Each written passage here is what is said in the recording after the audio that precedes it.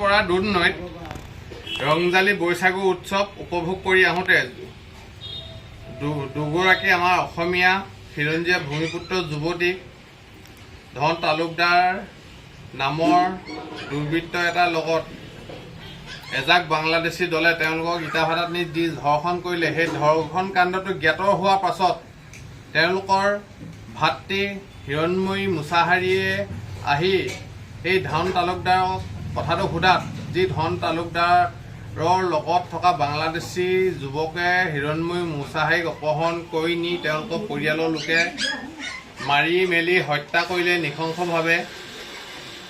আৰু এজন ভাতৃ তেওঁ গুৰুতৰভাৱে আহত হ'ল। তাক আমি এই বিষয়টো অসমীয়া যুৱ মঞ্চত তীব্ৰভাৱে গৰিহণা দিছোঁ। বৰ্তমান জাতি মাতি ভেটি কথা কৈ যিখন চৰকাৰে শাসনৰ গাদীত উঠিছিলে সেইখন চৰকাৰে কিন্তু আজি খিলঞ্জীয়া অসমীয়া ভূমিপুত্ৰ যিকোনো জাতি জনগোষ্ঠীৰ লোককে আজি সুৰক্ষা দিব পৰা নাই।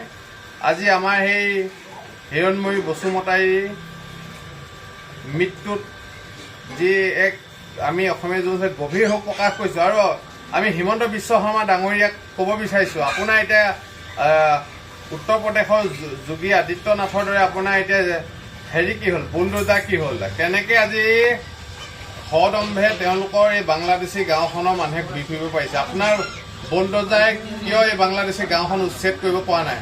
আজি কিয় আপোনাৰ স্মাৰ্ট পুলিচে এই ধন তালুকদাৰসহ তেওঁ এই আততায়ী বাংলাদেশী দুষ্কৃতিকাৰীসকলক এনকাউণ্টাৰ কৰিব পৰা নাই? ইয়াত কিন্তু বাংলাদেশ দিনক দিনে বিজেপি চৰকাৰখনে কি আগৰ চৰকাৰৰ গতে কি বাংলাদেশী মুছলমানক কি ভোট বেংক ৰাজনীতিৰ কাৰণে তেওঁলোকে তুষ্টিকৰণ নীতি আৰম্ভ কৰিছে নেকি বাংলাদেশী মুছলমানসকলৈ? আমি অসমীয়া যুৱ মঞ্চই স্পষ্টকৈ কৈছোঁ, অসমত খিলঞ্জীয়াৰ প্ৰভুত্ব থাকিব লাগিব। ইয়াত কোনো বাংলাদেশী মিয়াৰ দপদপনি হ'লে আমি কিন্তু কেতিয়াও শান্ত হৈ নাথাকোঁ। সমগ্ৰ অসম জুৰি এক জংগী আন্দোলন গঢ়ি তুলিবলৈ বাধ্য হ'ম।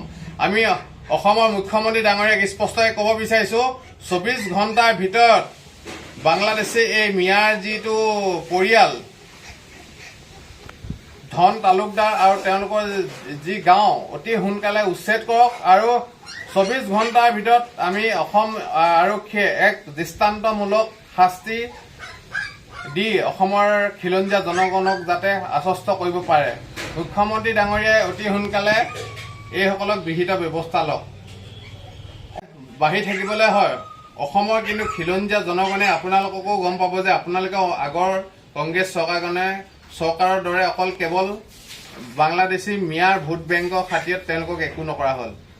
আমি জাতি মাতি চৰকাৰ বুলি ভাবি আপোনালোকক অসমীয়া খিলঞ্জীয়াই ভোট দিছিলে, কিন্তু আজি অসমতে অসমীয়া সুৰক্ষিত নোহোৱা হ'ল। য'তে ত'তে বাংলাদেশী মিয়াৰ দপদপনি।